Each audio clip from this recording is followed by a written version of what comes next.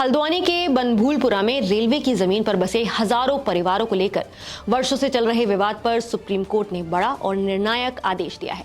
करीब 50,000 लोगों के भविष्य से जुड़े इस केस में मुख्य न्यायाधीश सूर्यकांत की अगुवाई वाली पीठ ने स्पष्ट निर्देश दिया कि प्रभावित परिवारों को प्रधानमंत्री आवास योजना के तहत आवेदन करने का अवसर दिया जाए और इसके लिए विशेष पुनर्वास कैंप लगाए जाएं। अदालत ने कहा कि जिला प्रशासन और उत्तराखंड राज्य विधिक सेवा प्राधिकरण 19 मार्च से 31 मार्च तक स्थल पर कैंप आयोजित करें। इन कैंपों में हर परिवार के मुखिया को योजना के तहत आवेदन करने के लिए प्रेरित किया जाएगा और पात्रता की जांच भी की जाएगी। सुनवाई के दौरान जस्टिस जॉयमाला बागची ने कहा कि इसमें कोई संदेह नहीं है कि जमीन राज्य की है और उसका उपयोग कैसे होगा ये राज्य का विशेष अधिकार है। मुद्दा सिर्फ पुनर्वास का है। लोगों को हटाते समय उन्हें सहारा कैसे दिया जाए, ये अधिकार से ज्यादा मदद का मामला है। सीजेआई सूर्यकांत ने भी सख्त टिप्पणी करते हुए कहा कि जब बेहतर सुविधाओं वाली दूसरी जगह उपलब्ध हो सकती है तो उसी स्थान पर रहने की जिद क्यों?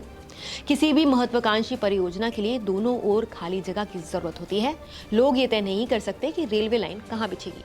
सुप्रीम कोर्ट ने कहा कि प्रभावित परिवारों की आर्थिक स्थिति को देखते हुए आर्थिक रूप से कमजोर वर्ग यानी ईडब्ल्यूएस में आते हैं, इसलिए प्रत्येक परिवार की पात्रता तय कर उन्हें प्रधानमंत्री आवास योजना के तहत आवेदन कराया जाए। पीठ के कुछ निर्देश भी आपको बता देते हैं। तो पीठ ने कहा कि हर परिवार के मुखिया को आवेदन के लिए प्रेरित किया जाएगा। स्थल पर विशेष पुनर्वास शिविर लगाए जाएंगे। प्रशासन लॉजिस्टिक और कानूनी सहायता सुनिश्चित करेगा।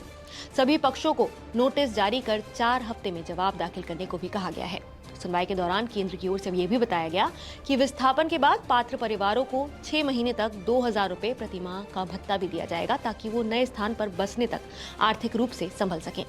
कोर्ट के आदेश के बाद स्थानीय लोगों की मिलीजुली प्रतिक्रियाएं भी सामने आई हैं। कुछ लोगों का कहना है कि फैसला उनके लिए संतोषजनक नहीं है और मुस्लिम समाज में भय का माहौल बन गया है। स्थानीय निवासी मुख्तियार अहमद का कहना है कि हम कई सालों से यहाँ रह रहे हैं, हमें कभी अतिक्रमणकारी नहीं कहा गया, अब अचानक हमें हटाने की बात हो रही है। आज जो कोर्ट का निर्णय आया है वो संतोषजनक निर्णय नहीं है। रमजान का हमारा महीना चल रहा है और 19 मार्च पड़ी है। 19 मार्च को ईद का भी पर्व है हमारा। ईद सबसे बड़ा त्यौहार है। जो मतलब कोर्ट ने कहा है कि मतलब प्रधानमंत्री आवास योजना के तहत कैंप लगाकर सर्वे किया जाएगा। इससे मतलब मुस्लिम समाज काफी भयभीत है और लोग मतलब काफी डरे हुए सहमे हुए हैं। वहीं इशरत जो एक अन्य स्थानीय निवासी हैं, उन्होंने कहा कि जिन लोगों के घर अतिक्रमण की जद में आ रहे हैं उनके लिए ठोस और पहले पुनर्वास होना चाहिए। जिनका भी मकान जा रहा है उनको घर मिलना चाहिए, आवास विकास होना चाहिए। अच्छा, आज कोर्ट ने कहा कि सर्वे किया जाएगा। हाँ, तो सर्वे हो तो सर्वे उन्हीं के हक में हो कि जो मकान हमें मिलना चाहिए। अच्छा जी, कितने समय से आप लोग यहाँ पर हैं? यहाँ तो हमारी पैदाश ही की है, हमारे बाप दादा की पैदाश ही की है। अच्छा, रेलवे क्यों कह रही है इसकी जमीन है? क्या पता, हमें जब पहले कोई ये पता थोड़ी था ये क्या होगा। पहले कोई पता नहीं था ये क्या होगा। ये तो अब बातें हो रही है 2-4 साल से। नाम बता दो। नाम बताइए। मेरा मुख्तियार अहमद नाम। इससे पहले उत्तराखंड हाईकोर्ट ने रेलवे भूमि से अतिक्रमण हटाने का आदेश देते हुए 7 दिन में कार्रवाई शुरू करने को कहा था।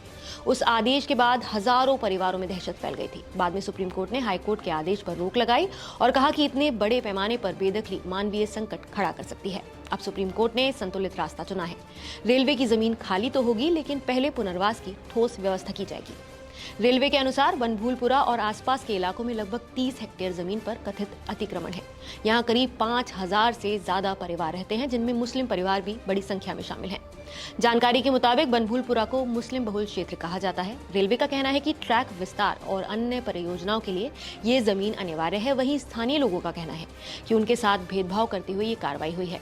बनभूलपुरा के निवासियों ने बार बार ये सवाल उठाया है कि आखिर रेलवे को सिर्फ 2 किलोमीटर की एक हिस्से में, वो भी मुस्लिम बहुल क्षेत्र में 800 फीट चौड़ी जमीन की जरूरत क्यों है, जबकि अन्य स्थानों जैसे कि काठगोदाम और लाल कुआं में इतनी चौड़ी भूमि की मांग आखिर क्यों नहीं की जा रही है।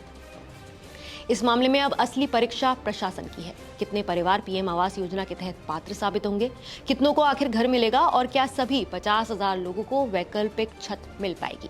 सुप्रीम कोर्ट ने साफ कर दिया है कि ये मामला केवल जमीन खाली कराने का नहीं बल्कि इंसानों को सम्मान के साथ बसाने का भी है। बनभूलपुरा का ये केस अब सिर्फ एक शहर की कहानी नहीं बल्कि विकास और पुनर्वास के बीच संतुलन की मिसाल बन गया है। तो क्या आप सुप्रीम कोर्ट के इस फैसले से सहमत हैं? हमें कमेंट करके अपनी राय जरूर बताइए। नमस्कार, मैं हूं मानक गुप्ता। अगर आपको हमारा ये वीडियो पसंद आया हो तो इसे लाइक और शेयर जरूर करें और हां, हमें सब्सक्राइब और फॉलो करना ना भूलें। ताकि आप देश और दुनिया की कोई खबर मिस ना करें। तो जुड़े रहिए हमारे साथ और देखते रहिए News 24।